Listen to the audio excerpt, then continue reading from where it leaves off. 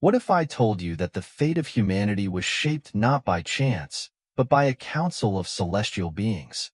Imagine a room filled with gods, their voices echoing through the heavens as they decide the future of our world. This is the story of the Divine Council, where every decision carried the weight of creation itself. But were they united in purpose, or divided by ambition and power? This is where the very idea of "let us make man in our own image" was born, a phrase that echoes through time, carrying with it the essence of humanity's divine origin. In the far reaches of the heavens, where light itself seemed to bow in reverence, the Anunnaki convened in their celestial council chamber. The throne room was a marvel beyond mortal comprehension, its walls shimmering with the hues of countless galaxies, its floor a mosaic of starry constellations that pulsed with an ethereal rhythm. At the center, an immense table carved from the purest crystal held the focus of the gods. Around it sat the most powerful beings in existence, their forms both awe-inspiring and terrifying. Anu, the supreme ruler, sat at the head of the table, his presence radiating an authority that silenced even the whispers of the universe. His gaze swept over the assembled deities, each of them exuding an aura of power that could shape worlds. To his right was Enlil, his stern and commanding son, whose very posture spoke of discipline and order. To his left sat Enki, the thoughtful and enigmatic creator, whose eyes sparkled with the curiosity of an eternal seeker. Among the other members of the council was Inanna, the goddess of love and war, her beauty rivaled only by the sharpness of her mind. Her gaze was steady, calculating, as she observed the unfolding tension. Marduk, ambitious and proud, loomed near the edge, his presence a reminder of the shifting dynamics within the pantheon. Each god carried the weight of their domain, their voices capable of altering the fabric of reality itself. Anu raised his hand, and the chamber fell silent. "We gather today," he began, his voice resonating like the toll of a great cosmic bell, "to deliberate the future of Earth and its inhabitants." A murmur rippled through the room. Earth, teeming with life, ambition, and the echoes of divine intervention, had become a point of contention. Humanity, the creation of the Anunnaki, had evolved faster than anticipated, stirring both pride and concern among the gods.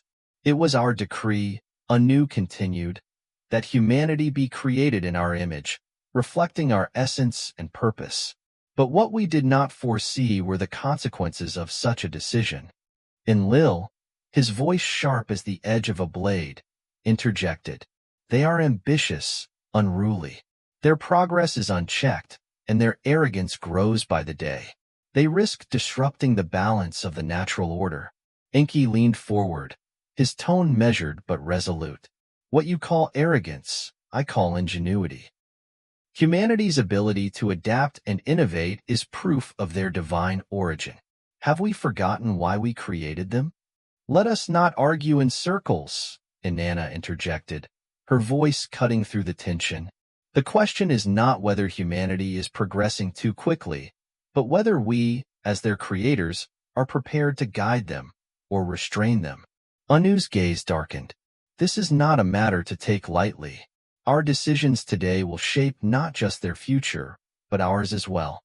The fate of Earth hangs in the balance."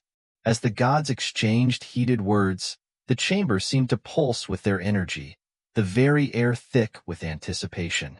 The council had convened to address humanity's trajectory, but beneath the surface lay deeper divisions, ambitions, rivalries, and a struggle for control that threatened to tear the divine assembly apart.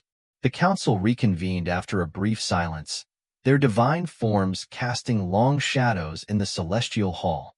The debate over humanity's future had left tensions raw, but there was one matter on which all could reluctantly agree. Humanity needed structure. Without it, their unbridled ambition would consume them and, perhaps, the world itself.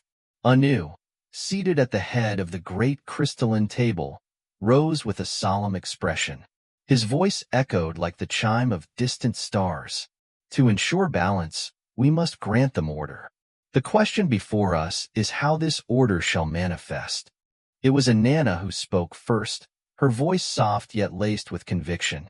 If we seek to mirror ourselves in them, should we not grant them leaders, a reflection of our own council? Let a king rise among them, imbued with divine authority to rule in our stead. The chamber buzzed with murmurs. Kingship, a divine construct among the Anunnaki, had never been bestowed upon mortals. The gods exchanged uncertain glances, their expressions a mix of intrigue and hesitation. Enlil, however, seized the idea with a fervor that surprised even his allies. A king would provide the discipline they so desperately need, Enlil declared, his voice firm. Through kingship, we can instill order and ensure that their ambitions are guided, not destructive. It is the only way. Enki's brows furrowed as he studied his brother. And who, Enlil, shall decide which among them is worthy? Will kingship be a gift or a leash?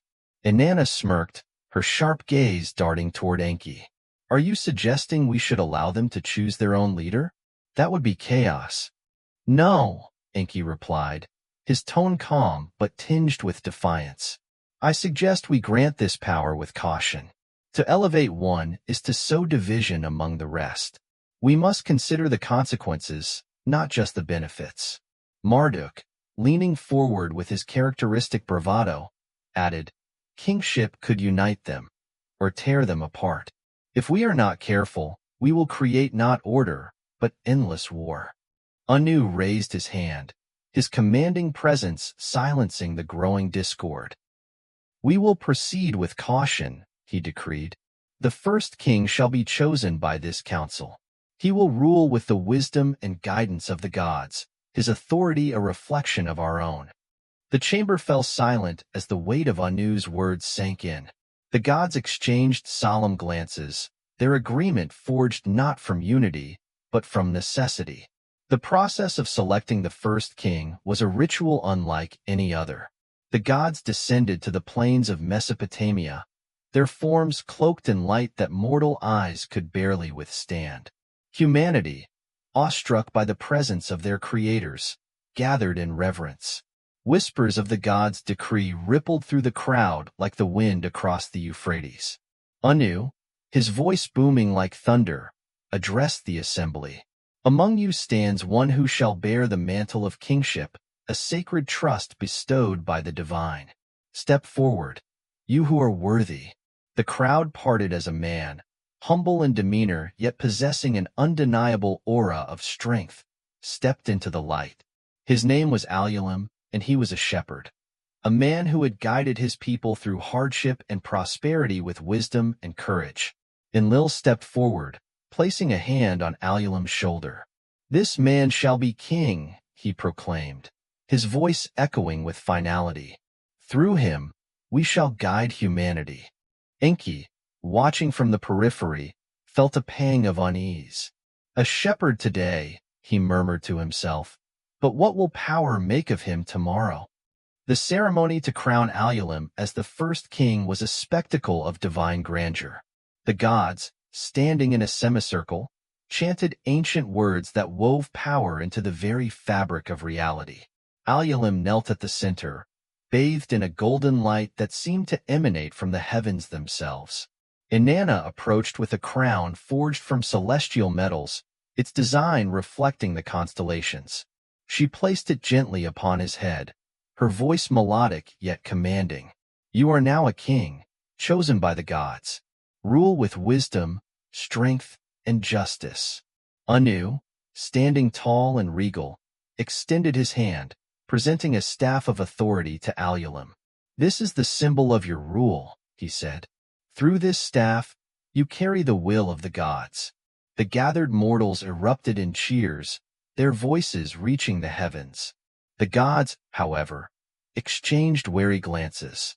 For while the ceremony was a success, the implications of kingship loomed like a shadow over their council. Tensions among the gods. As the council reconvened in their celestial chamber, the atmosphere was heavy with unspoken concerns.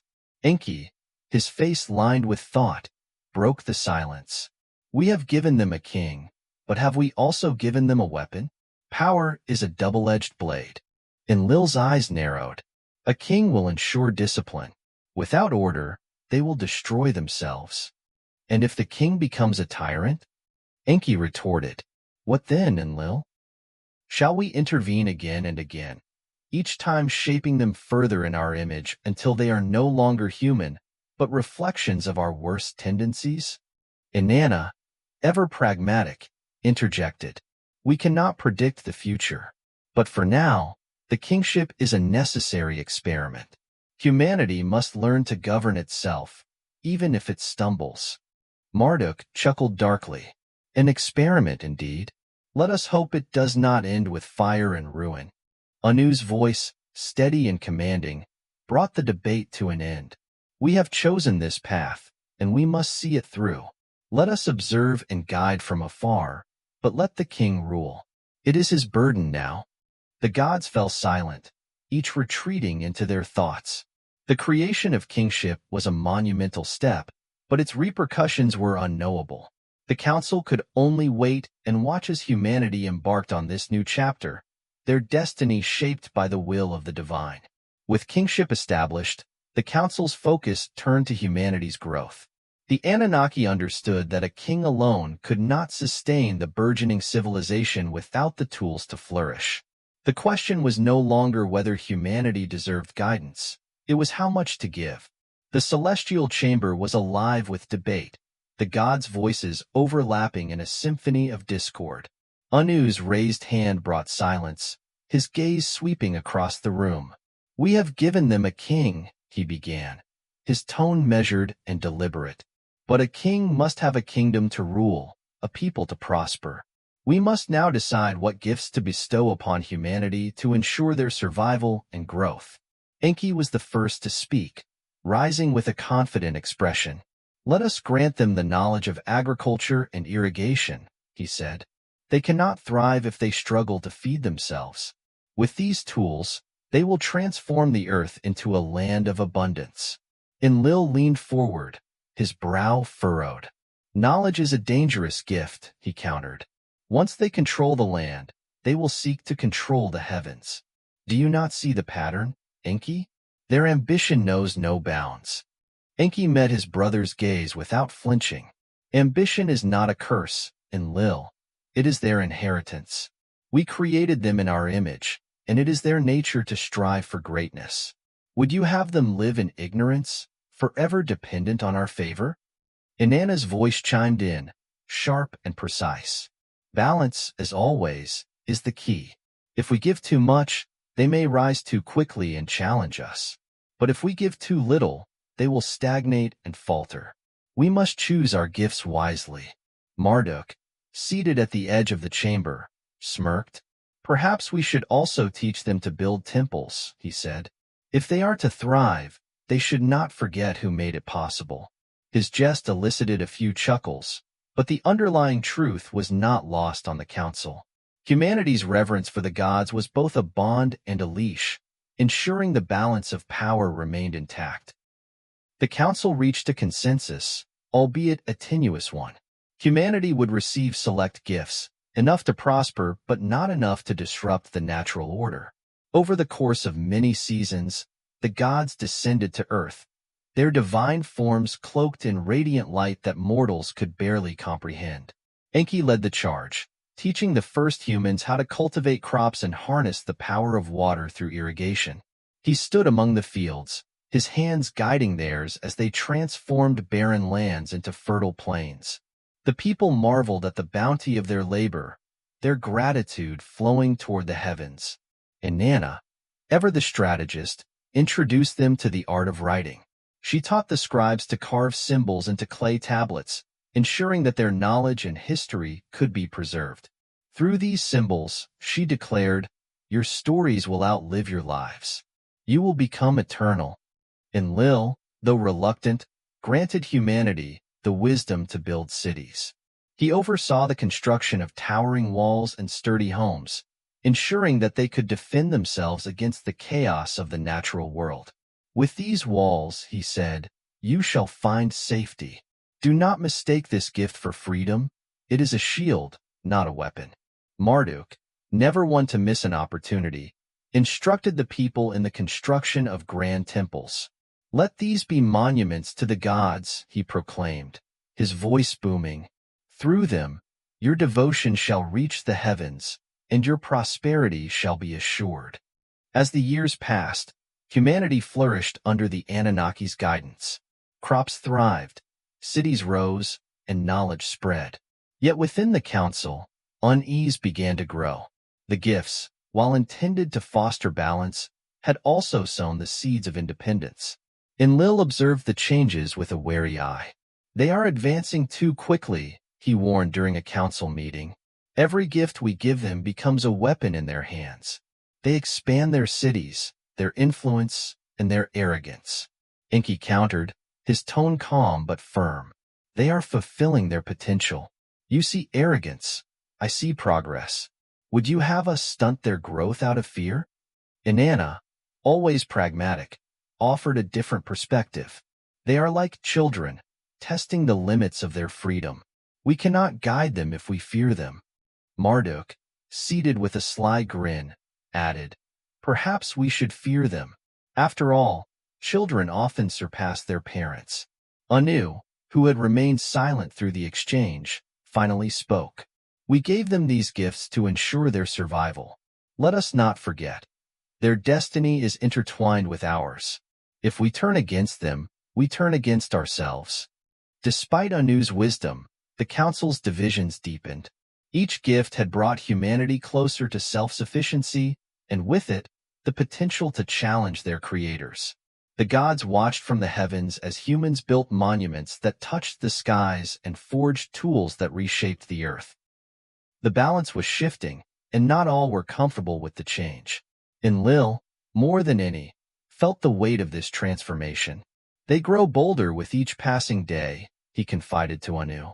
"If we are not careful, they will forget their place." "And if we are too careful," Anu replied, his voice heavy with thought, "they will never find it." The gifts of the gods had done more than ensure humanity's survival. They had ignited a spark. Whether that spark would bring light or fire remained to be seen. The gifts bestowed by the Anunnaki transformed humanity. Crops grew in abundance, cities stood tall against the horizon, and temples touched the skies in honor of their creators. But with each passing generation, humanity began to look beyond survival. The divine spark within them burned brighter, manifesting not only as ingenuity but also as a restless ambition. From the heavens, the council observed this transformation with growing unease. Where once humanity prayed in reverence, now they spoke of their own power. Where once they marveled at the stars, now they sought to map them, to conquer them. The gods had given them tools for life, but humanity had begun to wield them as instruments of dominance. Enlil was the first to voice his concerns during a council meeting. His tone was sharp, his words cutting. "They grow bold. Already, they speak of shaping the world in their own image. They forget that their power is borrowed, their existence granted by our will." Enki, ever the advocate for humanity, responded with calm resolve. "You mistake growth for defiance. They are not forgetting us, Enlil. They are discovering themselves. That is the essence of the divine image we gave them. They build walls not just for protection but for separation," Enlil shot back. "They divide themselves into tribes and kingdoms, waging wars over land and power. Is this the legacy we intended?" Inanna, seated with an air of quiet contemplation, interjected. "Perhaps it is. Did we not divide ourselves into domains? Did we not contend for power among ourselves? Humanity is merely following the pattern we set." Her words drew murmurs of agreement from some, but Enlil's scowl deepened. "Our quarrels are divine, Inanna. Their wars are reckless, wasteful.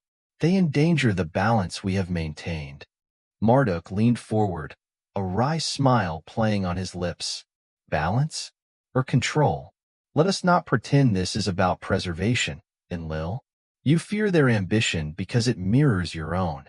The chamber fell silent, the accusation hanging in the air.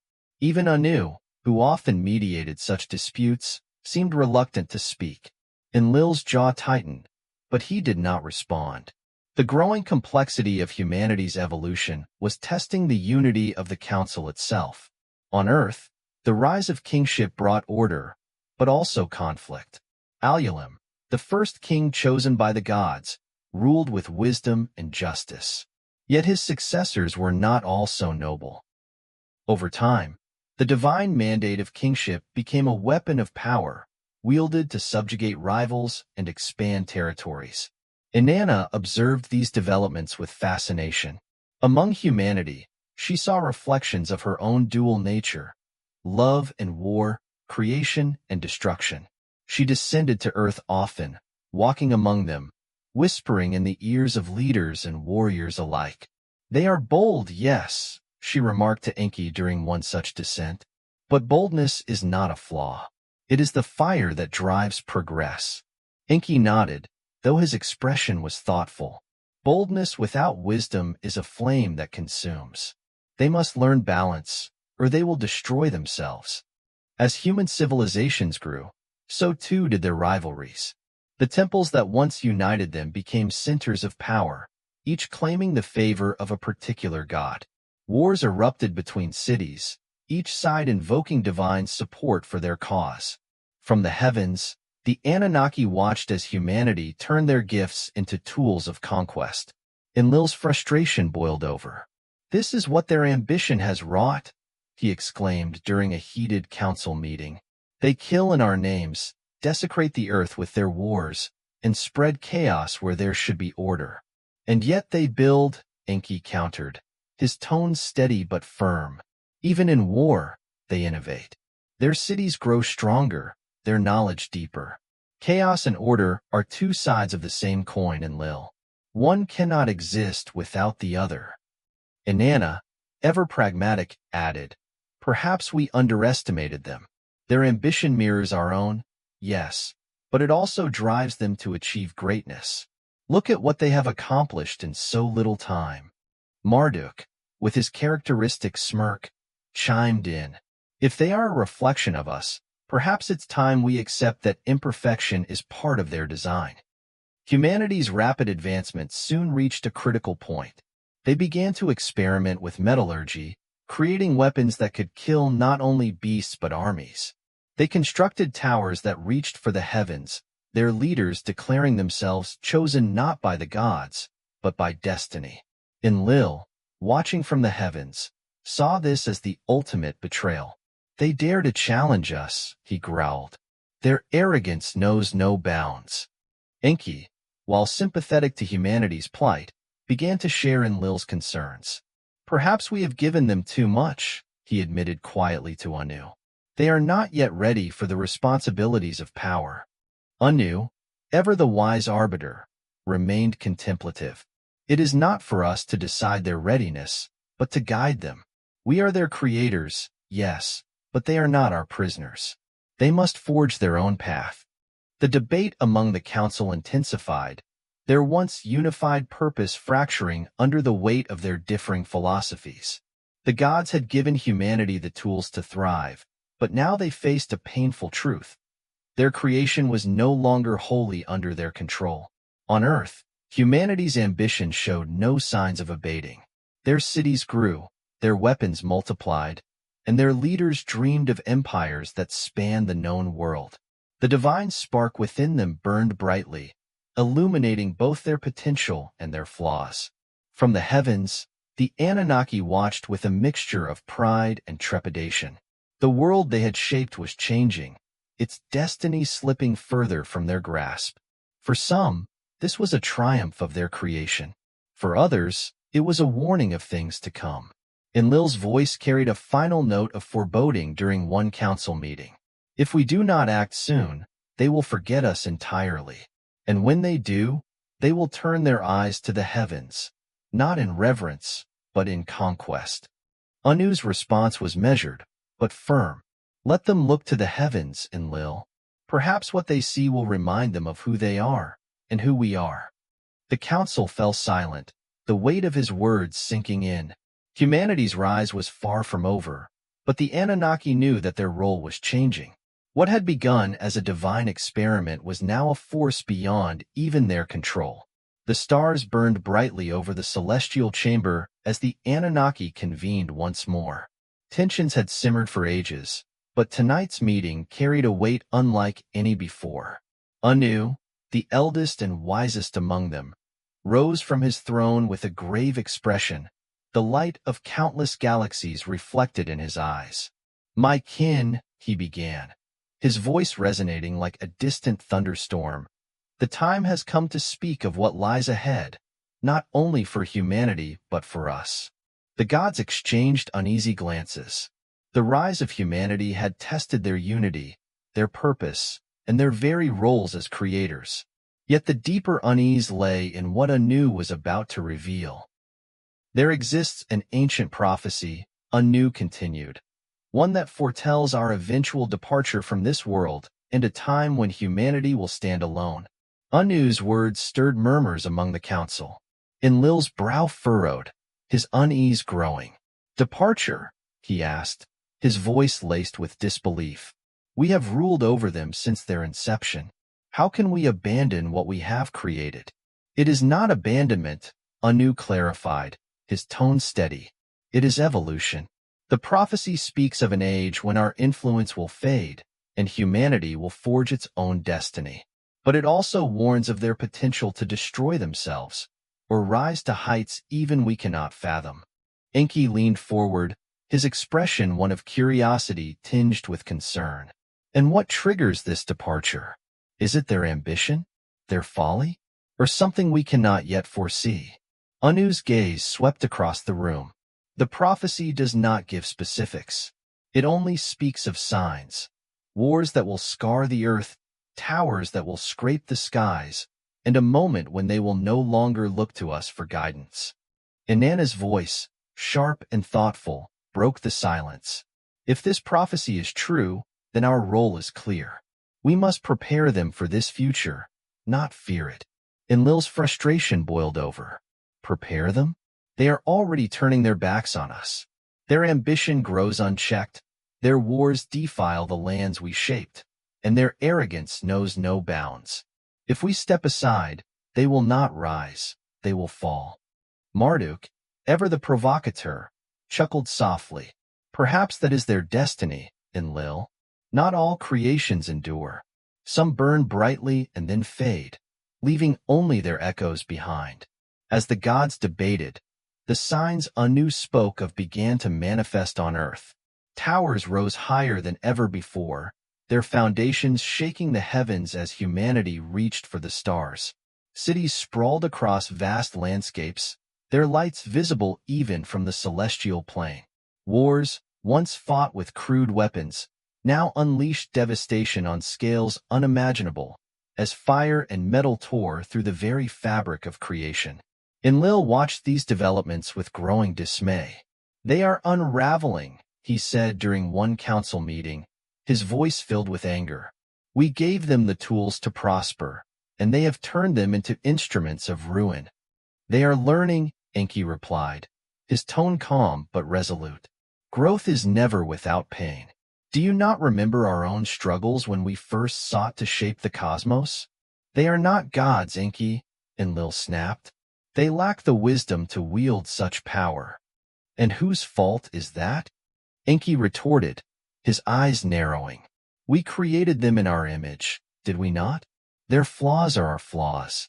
The tension between the brothers threatened to erupt, but Anu intervened, his voice cutting through the discord. "Enough.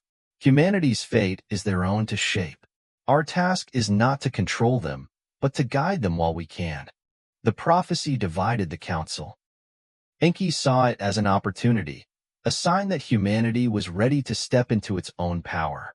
Inanna, ever the strategist, believed the gods should remain involved, subtly guiding from the shadows. Marduk, with his characteristic indifference, was content to let humanity's story unfold, whether it ended in glory or destruction. Enlil, however, was unyielding. "If we withdraw, they will destroy themselves. And when they do, their blood will be on our hands." "Or," Enki countered, "they will rise to meet the challenge, proving that our faith in them was not misplaced. Do not underestimate them, brother. Inanna tilted her head, a thoughtful expression on her face. Perhaps the prophecy is not a warning, but a test. One meant not only for humanity but for us. Are we willing to let go, to trust what we have created? The room fell silent, her words hanging in the air like a delicate thread, binding the gods to a question they were reluctant to answer. Anu rose once more, his presence commanding attention. The prophecy does not dictate our actions, he said. It offers only a glimpse of what may come. Whether humanity rises or falls will depend on their choices and ours. He paused, his gaze lingering on each god in turn. We must prepare for the day when they will no longer need us. Until then, we guide, we teach, and we observe. But we do not interfere unnecessarily. Their destiny must be their own. Enlil's jaw tightened, but he said nothing. In his heart, he still believed that humanity needed the gods to survive. Yet even he could not deny the wisdom in Anu's words. The council's decision marked the beginning of a new chapter. From their celestial plane, the Anunnaki watched as humanity continued to evolve, their ambitions growing ever bolder. The signs of the prophecy were undeniable, but the gods held to Anu's decree, resisting the urge to intervene. On Earth, humanity began to chart its own path. They built machines that defied the natural order, uncovered secrets of the universe once known only to the gods, and dreamed of conquering not just the world, but the stars themselves. From the heavens, Anu observed with a mixture of pride and trepidation. His thoughts drifted back to the prophecy, its cryptic warnings echoing in his mind. "Let them rise," he murmured to himself, "and let them remember that they were born of the divine." The celestial chamber brimmed with tension as the Anunnaki gathered once more. The signs of humanity's rise, and their potential downfall, had left the council divided. Each member carried their perspective like a weapon, ready to defend or attack as the debate reached its climax. Anu, seated at the head of the table, appeared weary but resolute. His voice cut through the low murmurs. "We stand at a crossroads. The prophecy looms over us, but it does not bind us. The question before us is clear. Shall we remain united in guiding humanity, or shall we fracture, each pursuing our own vision for their future?" Enlil stood first, his presence commanding as always. "Humanity is on the brink of ruin," he declared, his voice firm. "Their ambition has surpassed their wisdom. They build towers to defy the heavens, weapons to destroy the earth, and kingdoms that war without end. We must act decisively to restore balance." His words resonated with several gods, their nods indicating agreement. Enlil continued, his tone rising with fervor. "Unity cannot exist without discipline. If we fail to act as one, they will spiral into chaos, and the prophecy will be fulfilled, not as evolution, but as destruction." Enki rose next, his demeanor calm but charged with conviction. "And what will your discipline accomplish, Enlil?" he asked, his gaze unwavering. "Will you shackle them with fear? Crush their spirit under the weight of your control? That is not unity, it is tyranny." He paused, letting his words sink in before continuing. "We gave them the spark of divinity, the freedom to dream, to grow, to strive. Yes, they stumble, but that is the nature of creation.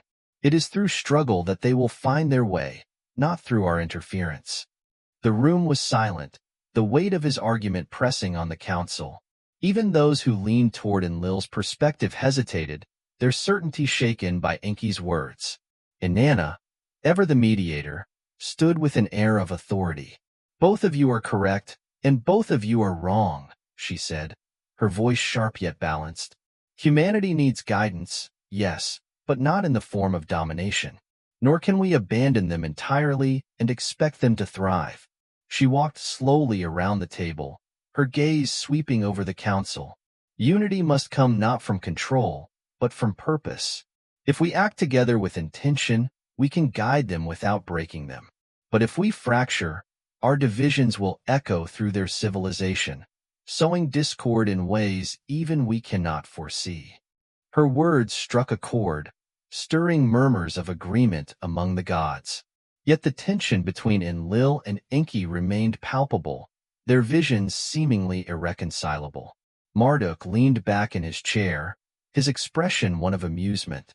"And what if we let them figure it out on their own?"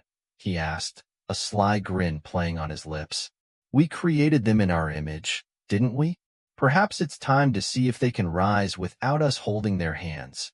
His comment drew sharp looks from both Enlil and Enki, but he continued undeterred. "I'm not saying we abandon them completely, but maybe it's time we step back, let them stumble, fall, and rise again. After all, isn't that how we learned?" As the debate raged on, Anu rose from his throne, his commanding presence silencing the room. His gaze was heavy with the weight of millennia, his voice carrying the authority of the cosmos.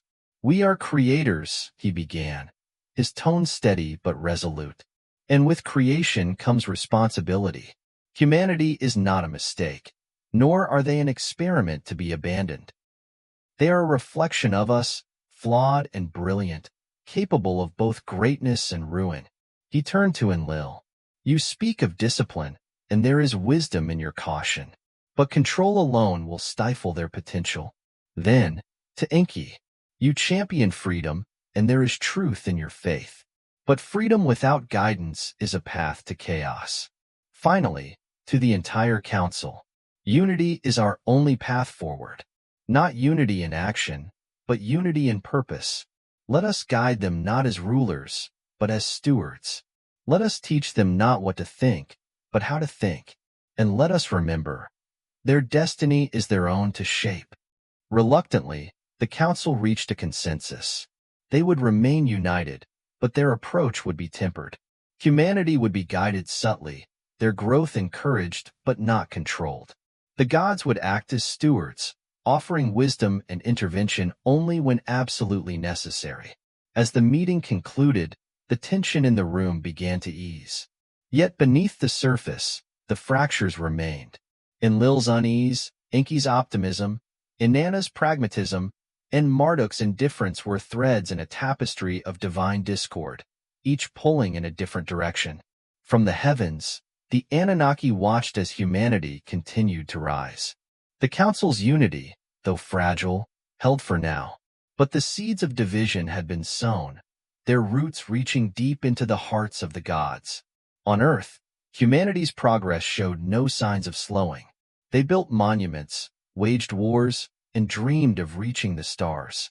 The divine spark within them burned brightly, illuminating both their potential and their peril. Enlil, watching from the celestial plane, muttered to himself, "Unity will not last, and when it falters, they will pay the price." Enki, standing nearby, replied softly, "Perhaps, but until then, let us see what they can become." Anu, observing the exchange from his throne, spoke only to the silence. "Their fate is theirs to decide. And so it has always been."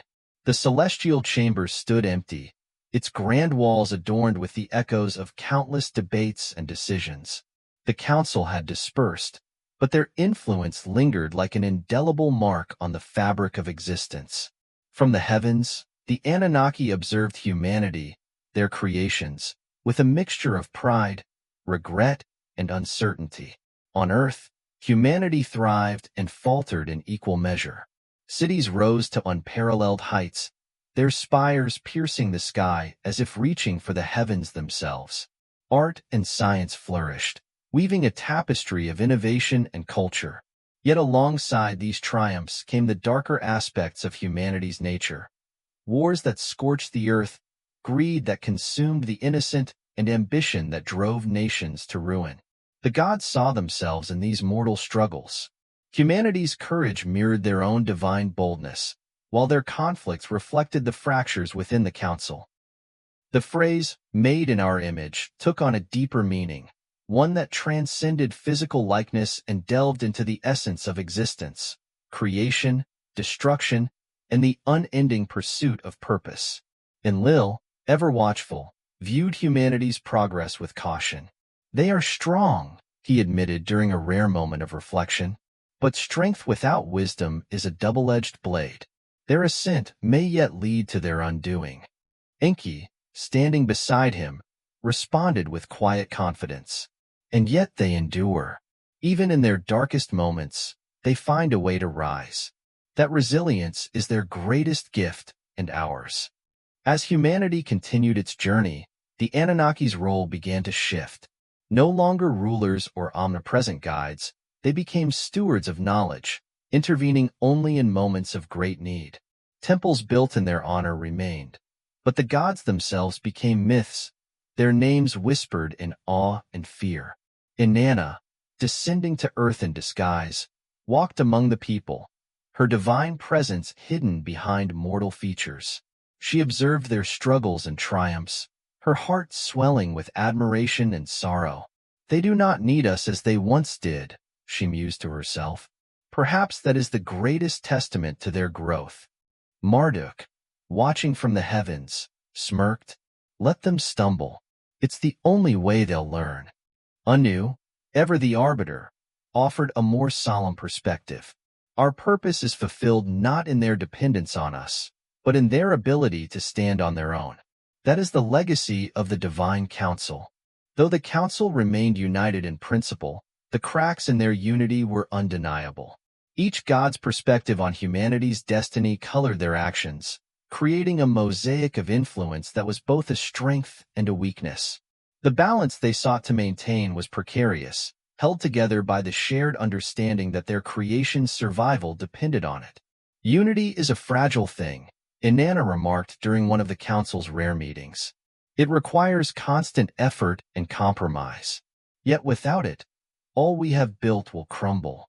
Enlil, his gaze fixed on earth, replied, perhaps unity is not the absence of conflict, but the ability to move forward despite it.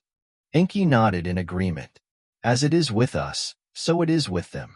Their story is ours, reflected in the choices we made and continue to make. The legacy of the Divine Council extended beyond temples and monuments. It was etched into the very fabric of humanity's existence, shaping their understanding of morality, governance, and the cosmos. Stories of the gods became myths, their debates and decisions woven into the tapestry of human culture.